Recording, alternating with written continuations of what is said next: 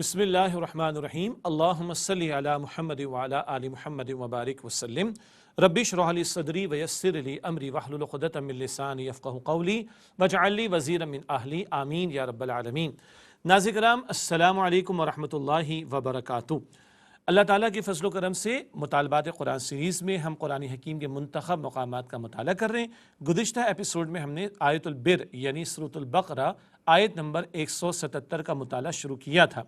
قرآن حکیم کے منتخب مقامات کے مطالعے کے تعلق سے 6 حصوں میں ہم کچھ مقامات کا مطالعہ آپ کے سامنے رکھیں گے۔ پہلے حصے کا درس نمبر یہ 2 ہے، یعنی اس سے قبل سورہ عصر کا ہم نے مطالعہ کیا، اور یہ دوسرا درس اس وقت زیر مطالعہ ہے آیت البر البقرہ آیت نمبر 177، یعنی وہ آیت کریمہ جس میں نیکی کی حقیقت کا ذکر آیا۔ یہ بیان بھی آ چکا ہے کہ کچھ تمہیدی نکات ہمارے سامنے آ گئے تھے، اور نیکی کرنے والے کا اہم معاملہ ہے نیکی کی قبولیت کے اعتبار سے، اور ایمانیات کا ذکر بھی ہمارے سامنے آیا کہ ایمان جذبہ محرکہ ہے نیکی پر آمادہ کرنے کے لیے، اور ایمان روح ہے نیکی کے اعتبار سے بھی۔ یہ کلام ہم کر چکے ہیں پچھلی نشست میں، اور آج انشاءاللہ تعالی اس آیت کریمہ کے مطالعے کی تکمیل کی ہم کوشش کریں گے۔ تو آیت کریمہ کا وہ حصہ جو آج ہم آپ کے سامنے رکھ رہے ہیں، اسی کے کچھ حصوں میں آپ کے سامنے مطالعے کو رکھیں گے، یعنی کچھ الفاظ کا مطالعہ یکے بعد دیگرے آپ کے سامنے رکھیں گے انشاءاللہ تعالی۔ آیت البر ہے سورۃ البقرہ آیت نمبر 177، اور اگلے الفاظ کا ہم آپ کے سامنے تلاوت کا اہتمام کر رہے ہیں۔ اعوذ باللہ من الشیطان الرجیم، بسم اللہ الرحمن الرحیم۔ وَآتَ الْمَالَ عَلَى حُبِّهِ ذَوِي الْقُرْبَى وَالْيَتَامَى وَالْمَسَاكِينَ وَابْنَ السَّبِيلِ وَالسَّائِلِينَ وَفِي الرِّقَابِ۔ یہ آیت البر کا ایک حصہ میں آپ کے سامنے تلاوت کیا، برکت اور ثواب بھی مقصود ہے۔ اب آئیے اس کا ترجمہ کرتے ہیں، اور پھر اس کے بعد تشریح آپ کے سامنے رکھیں گے۔ وَآتَ الْمَالَ عَلَى حُبِّهِ، اور اس نے دیا مال باوجود اس کی محبت کے، ذوی القربہ قرابت داروں کو، والیتامى اور یتیموں کو، والمساکین اور محتاجوں کو، وابن السبیل اور مسافروں کو، والسائلین اور مانگنے والوں کو، وفی الرقاب اور گردنوں کے چھڑانے میں۔ یہ ہے آیت البر کے اگلے حصے کا کچھ ترجمہ جو ہمارے سامنے آ گیا۔ اس سے قبل دوبارہ عرض کر رہا ہوں، وہ جو تحویل قبلہ کا مسئلہ تھا، یعنی بیت المقدس کے بجائے بیت اللہ شریف کو قبلہ مقرر کر دیا جانا، اس کے حوالے سے کچھ نقطے آ گئے، اور پھر ایمان وہ قوت محرکہ جذبہ محرکہ بھی ہے نیکی کے لیے، اور ایمان روح ہے نیکی کی، اور 3 بنیادی ایمانیات توحید، آخرت اور رسالت، اس کے ساتھ نیکی کا تعلق کیا ہے اس پر بھی ہم کلام کر چکے ہیں۔ ایمان کا بیان پہلے آ گیا، اب نیکی کے مظاہر کا بیان ہے، نیکی کے اعمال، اس کے مظاہر، اس کا مینیفیسٹو کیا ہوگا۔ اب ایمان کے بعد نیکی کے مظاہر کا ذکر آ رہا ہے، اور انشاءاللہ تعالی ہم 4 عملی مظاہر کو آپ کے سامنے رکھیں گے، جس میں نیکی کا ایک بڑا جامع تصور اس آیت کریمہ کی روشنی میں ہمارے سامنے آئے گا انشاءاللہ۔ تو نیکی کا پہلا عملی مظہر ہے انسانی ہمدردی۔ کس قدر خوبصورت اور عجیب بات بھی ہے نا، ایمان کے فوراً بعد اس مقام پر انسانی ہمدردی کا ذکر آ رہا ہے۔ ہاں عبادات ہم واقف ہیں، آگے ذکر بھی آئے گا نماز کا بھی اور زکوٰۃ کا بھی۔ جب ارکان اسلام کی بات ہوگی، بنی الاسلام علی 5 مشہور حدیث ہے نا، اسلام کی بنیاد 5 باتوں پر ہے۔ پہلی بات کیا ہے؟ توحید اور رسالت کی گواہی، پھر نماز، زکوٰۃ، روزہ، حج۔ جب ارکان اسلام کی ترتیب بیان ہوگی تو ایمان کے بعد نماز کا ذکر آئے گا۔ یہ آیت کریمہ نیکی کا ذکر کر رہی ہے، نیکی کی حقیقت کو بیان کر رہی ہے۔ چنانچہ جب نیکی کی حقیقت بیان ہو رہی ہے تو ایمان کے فوراً بعد انسانی ہمدردی کا ذکر آ رہا ہے۔ کیا باتیں آئیں کہ اس نے مال کی محبت کے باوجود مال خرچ کیا، اور 6 کیٹیگریز بتائی گئی، قرابت دار، یتیم، مسکین، اسی طرح محتاج اور مسافر اور مانگنے والے، اور گردنوں کے چھڑانے کے اعتبار سے۔ تو یہ اللہ تعالیٰ نے کچھ کیٹیگریز بیان فرمائی، اور ان پر مال خرچ کرنے کا ذکر آیا۔ گویا مخلوق خدا کے ساتھ ہمدردی کا معاملہ، اللہ کی مخلوق کے ساتھ بھلائی کا معاملہ، اللہ کی مخلوق پر خرچ کرنے کا معاملہ، اللہ کی مخلوق کی تکلیف کو محسوس کرنا اور عملاً ان کے لیے کچھ کرنا، اس کی ترغیب دلائی جا رہی ہے۔ غور فرمائیے گا، جب نیکی کی حقیقت بیان ہو رہی ہے تو ایمان کے بیان کے بعد سب سے پہلے انسانی ہمدردی کا جذبہ بیان ہو رہا ہے۔ معلوم ہوا ایک آدمی بہت کچھ ہو، عبادت گزار بھی ہے، سب کچھ ہے، لیکن اگر وہ مخلوق خدا کے ساتھ ہمدردی نہیں رکھتا، ان کے لیے کچھ کرنے کی کوشش نہیں کرتا، ان کے درد کو محسوس نہیں کرتا، ان کی تکلیف کو محسوس نہیں کرتا، تو وہ بہت کچھ ہو سکتا ہے، نیک نہیں ہو سکتا۔ نیکی یہ ہے جو اب بیان ہو رہی ہے، نماز اور زکوٰۃ کا ذکر آ گیا گا، بڑا خوبصورت ذکر آئے گا، بڑا پیارا ربط بھی ہمارے سامنے آ جائے گا انشاءاللہ تعالی، مگر اگر انسانی ہمدردی کا جذبہ نہیں، دوسروں کے دکھ کو محسوس کرنا، فیل کرنا، اگر یہ کیفیت نہیں ہے تو بندہ بہت کچھ ہو سکتا ہے، وہ نیک نہیں ہو سکتا اس آیت کی روشنی میں۔ تو یہ بڑا اہم نقطہ پیش نظر رہے۔ پہلا مینیفیسٹو کیا ہے، پہلا عملی مظہر کیا ہے نیکی کا؟ انسانی ہمدردی۔ اگلے کچھ نقطے ہیں، مستحقین کے لیے اپنی محبوب شے یعنی مال خرچ کرنا، مال کے خرچ کرنے کا ذکر آیا۔ مال کی بڑی شدید محبت بھی انسان میں، سورۃ العادیات میں ہم پڑھتے ہیں آخری پارے میں، وَإِنَّهُ لِحُبِّ الْخَيْرِ لَشَدِيدٌ، اور یہ بڑی شدید محبت انسان میں مال کی ہے، اور اس مال کی محبت کے چکر میں پڑھ کر بندہ اللہ تعالیٰ کو بلا دیتا ہے، آخرت کو فراموش کر دیتا ہے۔ یہ مال نکلنا چاہیے، اور جب تک نکلے نہ اور خرچ نہ ہو، اللہ تعالیٰ فرماتے نیکی تمہاری کامل نہیں ہو سکتی۔ چوتھے پارے کا آغاز ہے، سورہ آل عمران کی آیت نمبر 92 ہے، سورہ آل عمران آیت نمبر 92 ہے، لَن تَنَالُوا الْبِرَّ حَتَّى تُنْفِقُوا مِمَّا تُحِبُّونَ۔ سبحان اللہ، تمہاری نیکی کامل نہیں ہو سکتی جب تک کہ تم محبوب ترین شے میں سے خرچ نہ کر دو، اور بہرحال بڑی شدید محبت انسان کے اندر مال کی رکھی گئی ہے۔ تو جب تک یہ مال نہ نکلے آدمی نیک نہیں ہو سکتا، جب تک یہ مال خرچ نہ ہو آدمی نیکی میں آگے نہیں بڑھ سکتا، اور جب تک محبوب ترین شے مال خرچ واقعتاً نہ ہو آدمی کی نیکی کامل نہیں ہو سکتی۔ تو اللہ تعالیٰ کا دین، اللہ تعالیٰ کی کتاب اس مقام پر ہمیں نیکی کے تصور کے بیان میں بتا رہی ہے، اللہ کی کتاب، کہ بھائی اللہ کی راہ میں خرچ ہونا چاہیے، مال کی محبت کے باوجود خرچ ہونا چاہیے، اور یہ نہ کرو تو تمہاری نیکی کامل نہیں ہو سکتی۔ اگلا نقطہ ہے، نیکی کے حوالے سے انسانی ہمدردی عبادات سے بھی پہلے، عبادات کا ذکر آگے آئے گا، اور کوئی مائی کا لال عبادات کی اہمیت کو کم نہیں کر سکتا، وہ تو ستون ہے اسلام کے۔ لیکن بھائی قرآن پاک اس مقام پر جب نیکی کا ذکر فرما رہا ہے تو انسانی ہمدردی کا ذکر عبادات سے پہلے آیا۔ حدیث مبارک ہے، نبی مکرم صلی اللہ علیہ وسلم نے ارشاد فرمایا، صحیح مسلم شریف کی روایت ہے کہ من یحرم الرفق یحرم الخیر کلہ، جو نرمی سے محروم کر دیا گیا، جو رفق دل کی نرمی سے محروم کر دیا گیا، وہ کل کے کل خیر سے محروم کر دیا گیا۔ اللہ اکبر، اگر دل میں نرمی نہیں ہے، وہی بات آ رہی ہے دوبارہ، انسانی ہمدردی کا جذبہ نہیں، دوسرے کی تکلیف کو محسوس کرنے کا احساس تک اگر نہیں ہے تو بندہ نیک نہیں ہو سکتا، باقی جو چاہے سو وہ ہو جائے، نیک نہیں ہو سکتا۔ اللہ اکبر۔ ایک اور اہم نقطہ، مستحقین میں ترجیحات، پریفرنس کا بیان۔ اللہ تعالیٰ نے 6 کیٹیگریز بیان فرمائی۔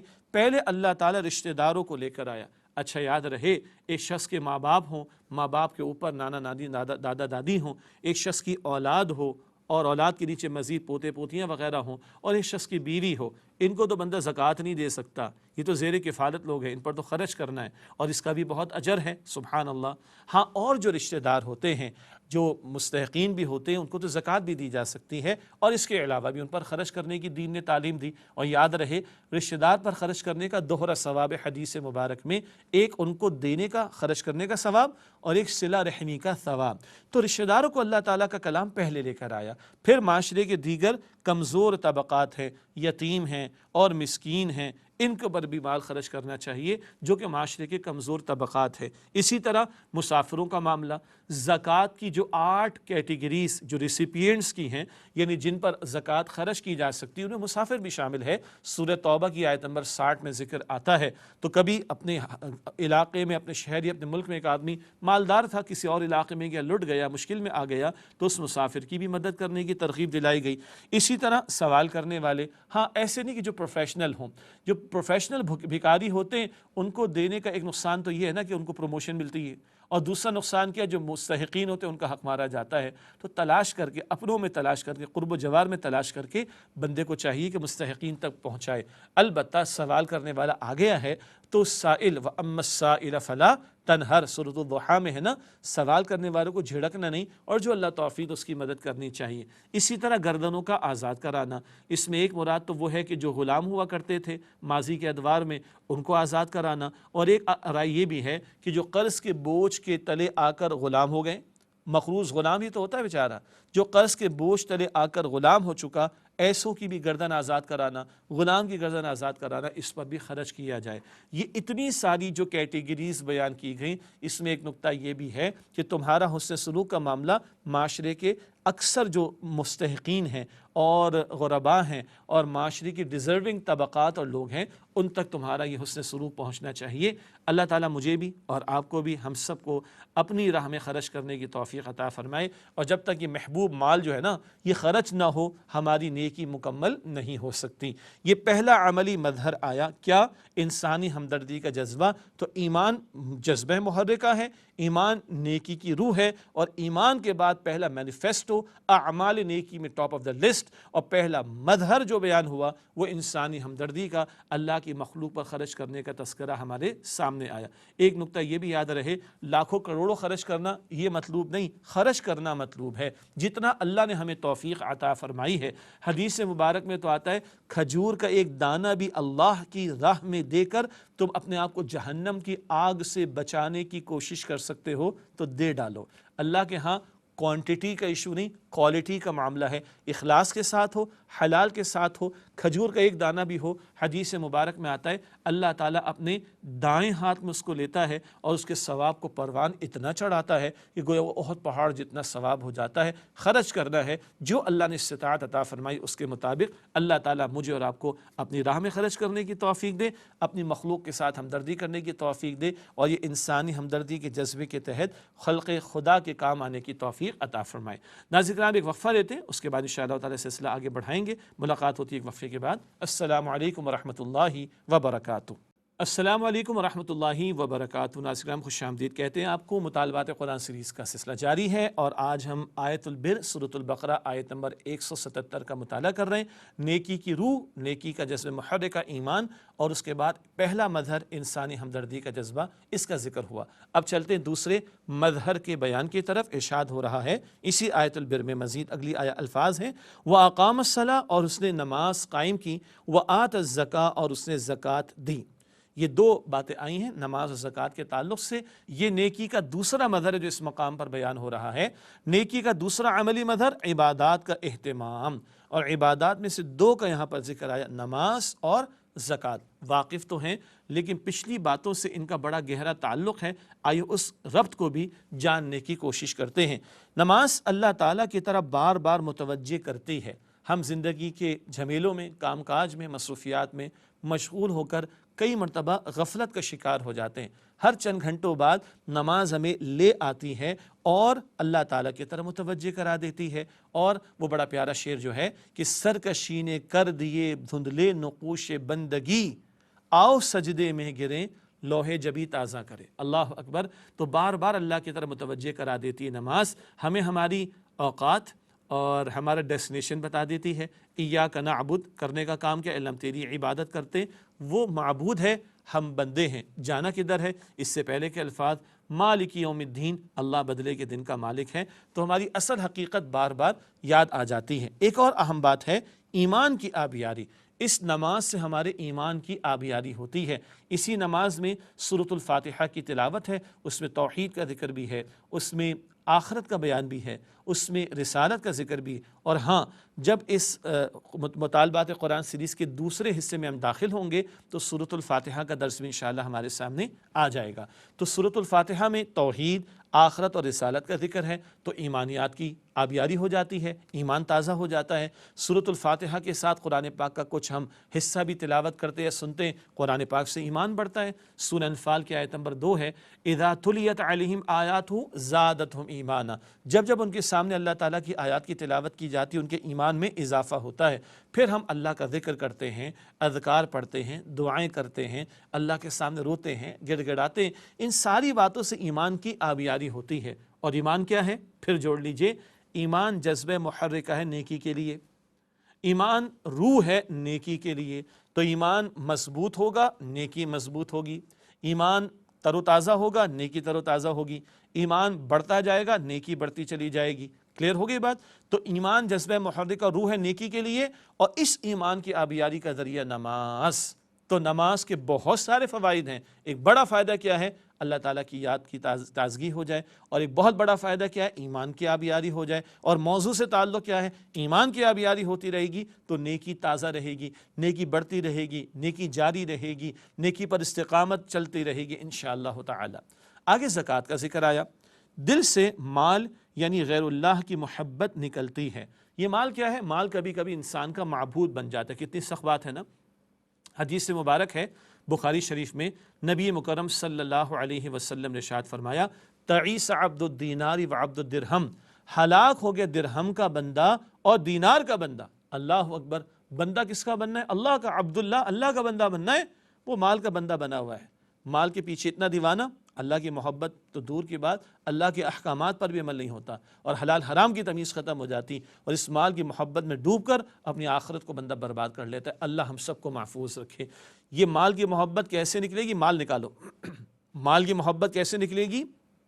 مال نکالو، اور مال نکالنے کا کم از کم سالانہ تقاضا زکوٰۃ ہے۔ کم از کم ہے، کافی نہیں، ابھی آگے ذکر آئے گا انشاءاللہ۔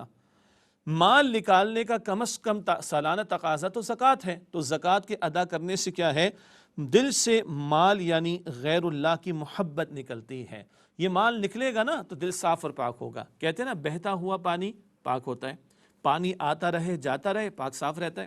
پانی ایک جگہ کھڑا ہو جائے تو پھر جوہر بنتا ہے، رنگ بھی تبدیل ہوتا ہے، بو بھی آتی ہے، گندگی بھی ہوتی ہے، ایسے ہی ہے نا۔ تو مال آتا رہے اور جاتا رہے، دل بھی پاک رہے گا، مال بھی صاف رہے گا۔ سبحان اللہ!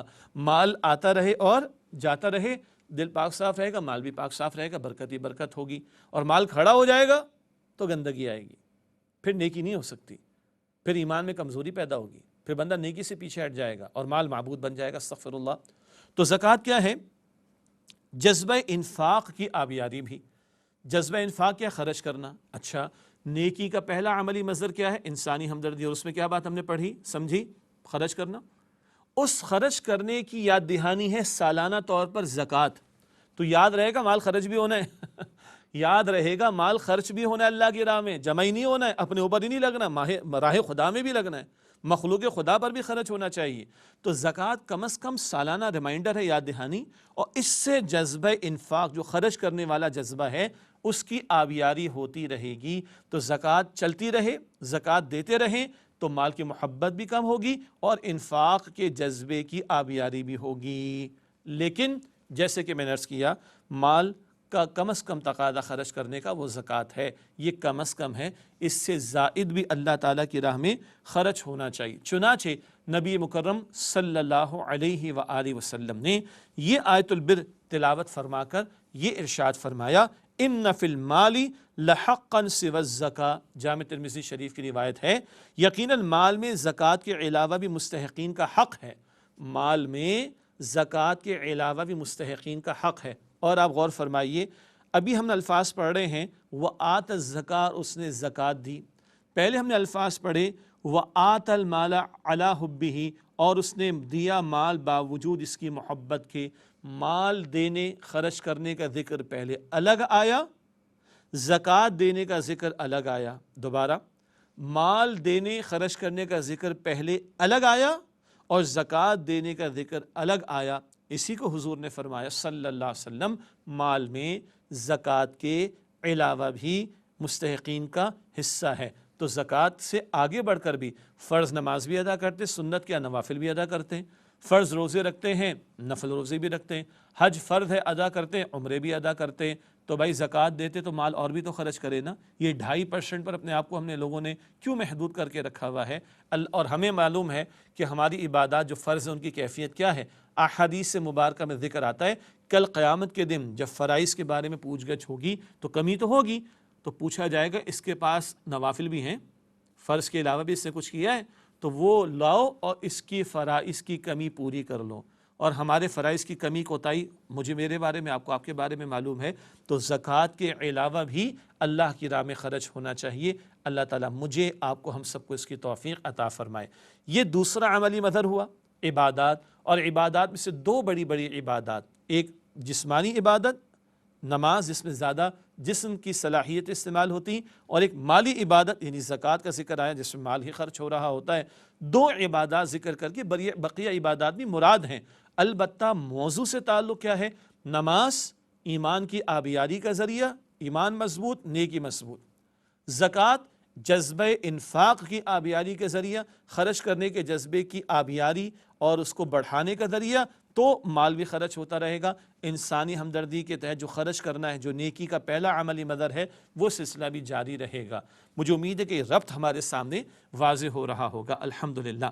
اس کے بعد تیسرا عملی مظہر، آئیے اگلے الفاظ کا مطالعہ کریں۔ ارشاد ہوا وَالْمُوفُونَ بِعَهْدِهِمْ، اور وہ پورا کرنے والے اپنے عہد کو، اِذَا عَاهَدُوا، جب بھی عہد کریں۔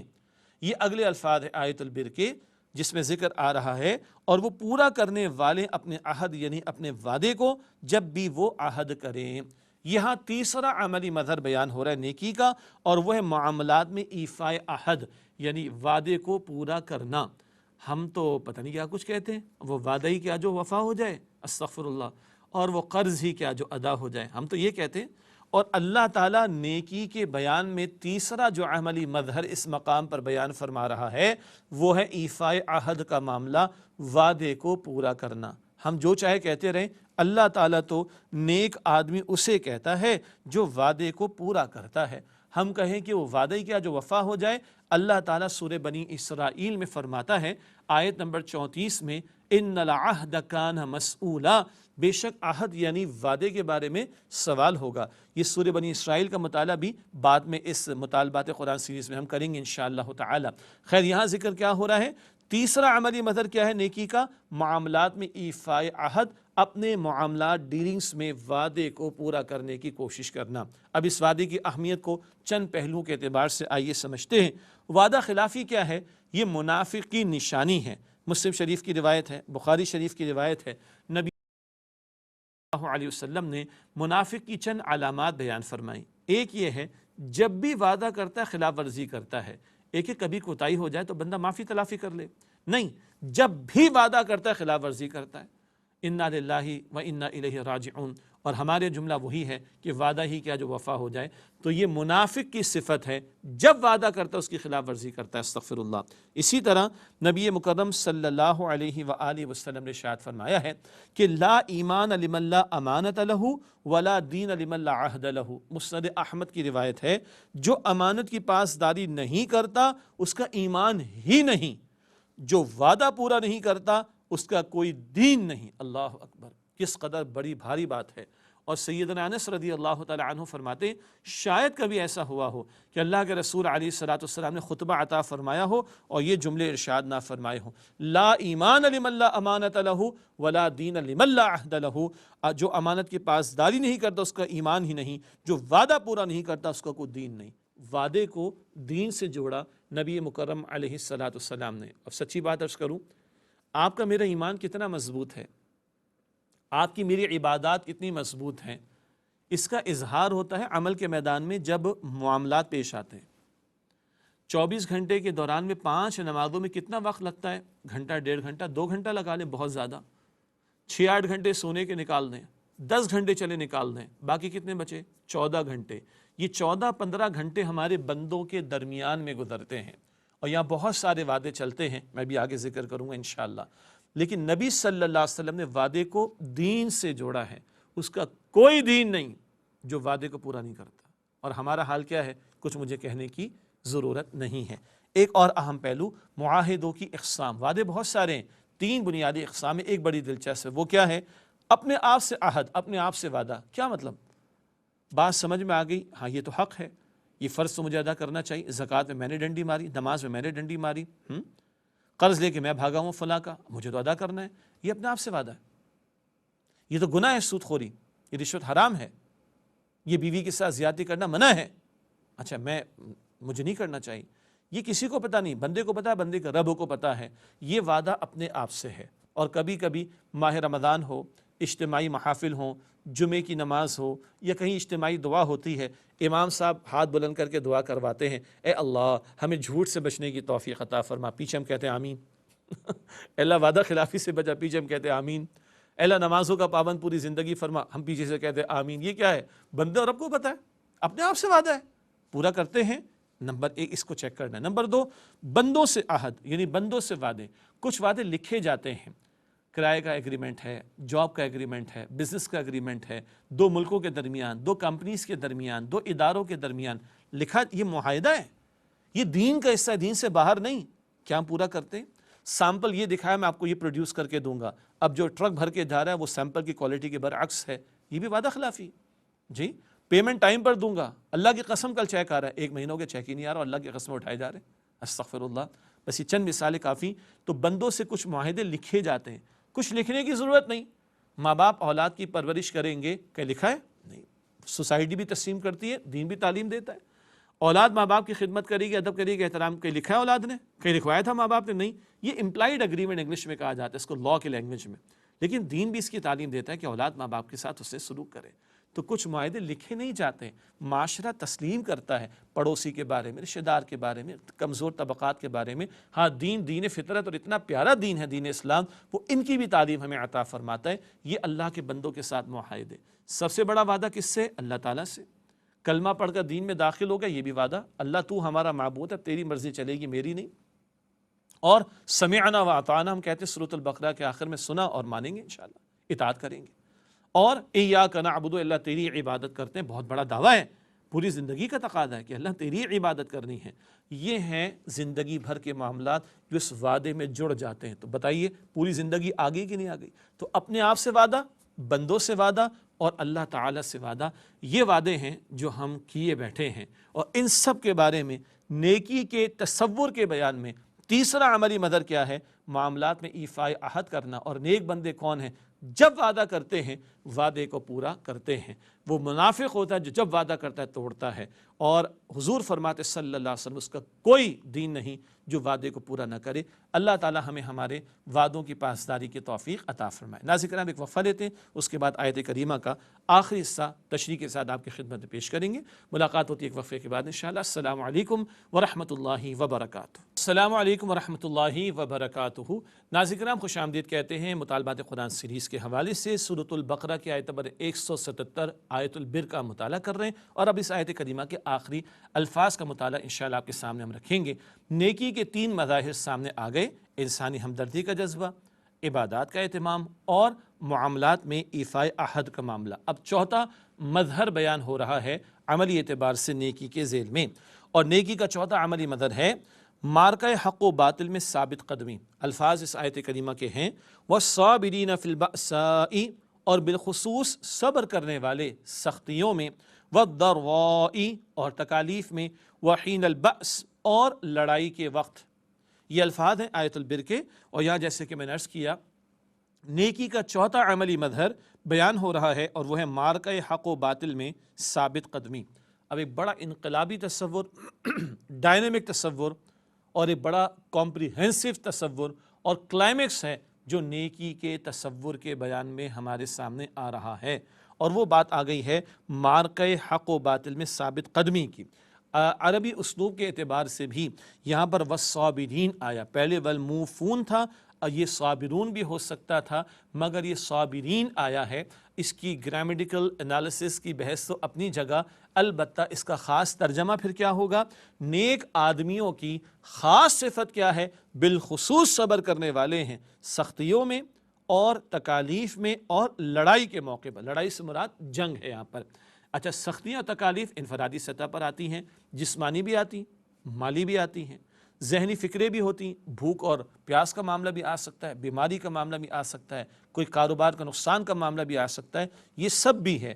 پیر میں کانٹا چبھ جانا، بیماری کا آ جانا، کسی کا انتقال ہو جانا، کاروبار کا نقصان ہو جانا، کوئی نفسیاتی طور پر پریشانی کا آ جانا، یہ سب تکالیف ہیں۔ مال کا ضائع ہو جانا، ان سب پر بھی صبر ہے، مگر یہ صبر کا تھوڑا سا حصہ ہے۔ جو بڑا حصہ صبر کا ہے وہ تو ہے اللہ کے دین کی خاطر حق کی راہ میں کھڑے ہونا، ڈٹے رہنا، جمے رہنا، اور استقامت کا مظاہرہ کرنا، یہاں تک کہ اگر بأس، لڑائی، جنگ کا موقع بھی آ جائے تو اللہ کے نیک بندے کیا ہیں؟ وہ بالخصوص صبر کرنے والے ہیں، سختیوں میں، تکالیف میں اور لڑائی کے وقت بھی۔ یہ ہے جو بڑا جامع تصور، اور اس جامع تصور کا کلائمیکس اور انقلابی پہلو نیکی کے بیان کے حوالے سے ہمارے سامنے آ رہا ہے۔ اور یہاں نیکی کی چوٹی جس کو میں نے کلائمیکس کہا، اس کا بیان ہے۔ اللہ کے محبوب بندے کون ہیں؟ قرآن کریم بتاتا ہے سورہ صف کی آیت نمبر 4 میں، وہ باطل سے ٹکراتے ہیں، باطل کا مقابلہ کرتے ہیں، اور کبھی جنگ کی نوبت آ جائے تو کیا ان کی کیفیت ہوتی ہے؟ سورہ صف کی آیت نمبر 4 ہے، ان اللہ یحب الذین یقاتلون فی سبیلہ صفا کأنہم بنیان مرصوص۔ بے شک اللہ تعالیٰ ان لوگوں سے محبت فرماتا ہے جو اس کی راہ میں سیسہ پلائی ہوئی دیوار کی طرح مضبوط ہو کر صفے باندھ کر جنگ کرتے ہیں۔ اللہ اکبر۔ اللہ محبت کن سے فرماتا ہے؟ جب میدان جنگ سجے، حق و باطل کا معرکہ سجے، اور حق والے کھڑے ہوں اللہ کے حق کے خاطر اور اللہ کے کلمے کی سربلندی کی خاطر اور اس کے دین کے غلبے کی خاطر، تو صفے باندھ کر ایسے کھڑے ہوتے ہیں جیسے سیسہ پلائی ہوئی مضبوط دیوار ہوتی ہے۔ یہ نیک بندوں کا ذکر آ گیا۔ آپ کے ذہن میں سوال آئے گا، اچھے بچے تو لڑتے نہیں ہیں تو نیک آدمی لڑتے بھی ہیں؟ قرآن تو بتا رہا ہے، اور قرآن حکیم اللہ کے نیک بندوں کا یوں بھی ذکر فرماتا ہے۔ سورہ آل عمران آیت نمبر 146 ہے، سورہ آل عمران آیت نمبر 146 میں اللہ کے نیک بندوں کا ذکر آیا، وَكَأَيٍّ مِّن نَبِيٍّ قَاتَلَ مَعَهُ رِبِّيُّونَ كَثِيرٌ۔ کتنے انبیاء ایسے ہو گزرے جن کے ساتھ ربیون اللہ والوں نے مل کر جنگ کی ہے۔ ہاں، اللہ والوں کی جنگ کس لیے ہوگی؟ نہ مال غنیمت، نہ کشور کشائی، اس کام کے لیے تو نہیں، شہادت کے حصول کے لیے اور اللہ کے کلمے کی سربلندی کے لیے۔ سب سے بڑا حق کس کا ہے؟ اللہ کا۔ اس کا حق منوانے کے لیے کھڑا ہونا، باطل کا نظام ختم ہو، غیر اللہ کی حاکمیت نہ ہو، قانون اللہ کا مانا جائے، حاکمیت اللہ کی تسلیم کی جائے، اس کی شریعت کا نفاذ ہو، اس کے لیے وہ کھڑے ہوتے ہیں۔ اور کوئی باطل رکاوٹ بنتا ہے اور اگر جنگ کا موقع آ جاتا ہے تو اللہ والے جنگ بھی کرتے ہیں۔ اور نبی مکرم صلی اللہ علیہ وسلم بعدس خدا بزرگ توئی، قصہ مختصر، اللہ تعالیٰ کے بعد سب سے بڑی ہستی رسول مکرم صلی اللہ علیہ وسلم کی۔ آپ بدر میں کھڑے ہوئے ہیں نا، احد میں کھڑے ہوئے ہیں نا، احزاب کے موقع پر بھی آپ پیٹ پر پتھر باندھے دکھائی دیتے ہیں نا، غزوہ تبوک کا بھی لشکر 30,000 کا حضور لے کر گئے ہیں نا صلی اللہ علیہ وسلم۔ Can anyone deny? کوئی انکار کر سکتا ہے؟ سوال ہی پیدا نہیں ہوتا۔ یہ سب کیوں ہے؟ رب کی زمین پر اس کا عطا کردہ عادلانہ نظام قائم ہو جائے، باطل کا قلقمہ ہو اور حق کا بول بالا ہو، پھر وہ شان بھی سامنے آئے، جال حق و زحق الباطل ان الباطل کان زحوقا۔ حق آگے اور باطل مٹ گیا، بے شک باطل ہے ہی مٹنے کے لیے۔ یہ ہے نیکی کی چوٹی، یعنی باطل سے مقابلہ کرنا، اور یہ نیکی کا کلائمیکس ہے۔ اور یہ نیکی کے مظاہر کے بیان میں چوتھا عملی مظہر ہمارے سامنے آیا۔ اور اس سے ایک اور بات واضح ہوتی ہے، رہبانیت کی نفی اور نیکی کے متحرک یعنی ڈائنامک تصور ہمارے سامنے آتا ہے۔ مسیحیت کے ماننے والوں میں رہبانیت پھیل گئی، دنیا جہاں کو چھوڑ دو اس کے حال پر، کونے خدرے میں نکل جاؤ، شادیاں نہ کرو، بچے نہ پالو، اللہ اللہ کرنے کے لیے جنگل بیابانوں میں، غاروں کے اندر ان کے جا کر چھپ جاؤ، کونے خدرے میں جا کر بیٹھ جاؤ، اور معاشرے میں شیطانی کام چلتے رہیں اور باطل کا نظام چلتا رہے، اس کو اس کے حال پر چھوڑ دو۔ نہیں، اللہ کے نبی صلی اللہ علیہ وسلم نے فرمایا کہ لا رہبانیت فی الاسلام، اسلام میں رہبانیت کا کوئی تصور نہیں، اور اسلام زندگی کے عین منجھدار میں زندگی گزارنے اور اللہ کی بندگی کرنے، اللہ کی بندگی کی دعوت دینے اور اللہ تعالیٰ کی بندگی والے نظام کے قیام کی جد و جہد کے لیے ہمیں کھڑا کرتا ہے۔ یہ نیکی کا ایک ڈائنامک اور متحرک تصور ہے جو اس آیت کریمہ آیت البر میں ہمارے سامنے آیا ہے۔ آیت کے آخر میں اللہ تعالیٰ نے فرمایا اولئک الذین صدقوا، یہی لوگ سچے ہوئے، واولئک هم المتقون، اور یہی لوگ متقی ہیں۔ کون لوگ؟ وہ جو اللہ کی خاطر اخلاص کے ساتھ عمل کرنے والے ہوں، آخرت پیش نظر ہو، سنت کے مطابق ان کے معمولات زندگی ہوں، سنت رسول صلی اللہ علیہ وسلم کے خلاف معاملہ نہ ہو، اور ایمان جو کہ روح ہے نیکی کے لیے، جذبہ محرکہ ہے، ایمان کی پاسداری کریں، ایمان کی آبیاری کا اہتمام کریں، ایمان لائے بیٹھے ہوں، اور پھر انسانی ہمدردی کا جذبہ اختیار کریں، راہ خدا میں مال بھی خرچ کریں، مخلوق خدا پر خرچ کریں، اور عبادات کا اہتمام کریں، نماز کا بھی اہتمام، ایمان کی آبیاری ہوگی، زکوٰۃ کا اہتمام، انفاق کے جذبے کی آبیاری ہوگی، پورے معاملات زندگی وعدے کے ساتھ جڑے ہوئے اپنے وعدے کو وہ پورا کرتے ہیں، اور آنے والے مسائب پر صبر بھی کرتے ہیں اللہ کی رضا کی خاطر، اور جب جنگ کا میدان سجے، حق و باطل کا میدان سجے، تو حق کے لیے کھڑے ہوتے ہیں، یہاں تک کہ اللہ کی راہ میں جنگ کرنے کا موقع آئے تو ڈٹے رہتے ہیں، استقامت کا مظاہرہ کرتے ہیں۔ اس وسیع تر اور جامع تصور کے ساتھ جو نیکی کا رویہ اختیار کریں گے ان کے بارے میں اللہ تعالیٰ نے فرمایا کہ اولئک الذین صدقوا، یہی لوگ سچے ہوئے، واولئک هم المتقون، اور یہی لوگ متقی ہیں۔ تو ایک نیک، سچا اور متقی انسان کون ہے؟ بات خلاصے کے طور پر سامنے آ رہی ہے بالکل آخر میں۔ ایک نیک، سچا اور متقی انسان وہی ہے جو اس آیت میں بیان شدہ تمام باتوں پر عمل پیرا ہو، ایمانیات بھی اور نیکی کی چاروں مظاہر بھی۔ اس کے ساتھ جو بندہ نیکی اختیار کرے وہ سچا ہے اور وہ متقی ہے۔ اللہ تعالیٰ ایسے ہی سچے، نیک اور متقی لوگوں میں ہم سب کو شامل فرمائے۔ ناظرین کرام، الحمدللہ مطالبات قرآن سیریز کے اعتبار سے آج ہمارا ایک اور درس مکمل ہوا، آیت البر سورۃ البقرہ آیت نمبر 177 کے تعلق سے۔ انشاءاللہ تعالیٰ اگلی نشست میں، اگلے ایپیسوڈ میں ایک نئے درس کے ساتھ پھر آپ کے سامنے حاضر ہوں گے۔ اللہ تعالیٰ سے دعا ہے کہ اللہ تعالیٰ مجھے، آپ کو، ہم سب کو، تمام مسلمانوں کو اپنے فضل سے معاف فرمائے، ہمارے صغیرہ کبیرہ گناہوں کو معاف فرمائے، اور واقعتاً اللہ اپنے نیک، سچے اور متقی بندوں میں ہم سب کو شامل فرمائے۔ آمین یا رب العالمین۔ وآخر دعوانا ان الحمد للہ رب العالمین، والسلام علیکم ورحمۃ اللہ وبرکاتہ۔ ناظرین، اگر آپ ایسی ہی مزید ویڈیوز دیکھنا چاہتے ہیں تو ہمارا ARYQTV کا چینل سبسکرائب کیجئے اور بیل آئیکن کا بٹن دبانا نہ بھولیے تاکہ آپ سے کوئی پسندیدہ پروگرام مس نہ ہو جائے۔